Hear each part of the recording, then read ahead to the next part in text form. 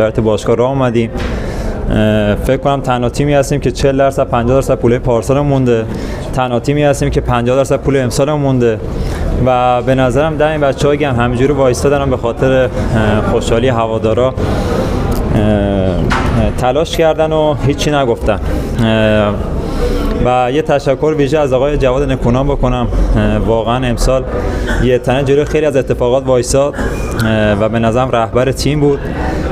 از لحاظ فنی خب بالاخره 67 امتیاز گرفتیم و قهرمان واقعی ما هستیم. از آقای میگم از ایشون تشکر میکنم، جلوی خیلی از مسائل بیرونی وایساد. به نظرم اگه ایشون نبود این تیم فکر کنم پنجم ششم هم نمیشد، چون جلوی خیلی از اتفاقات وایساد و جنگید.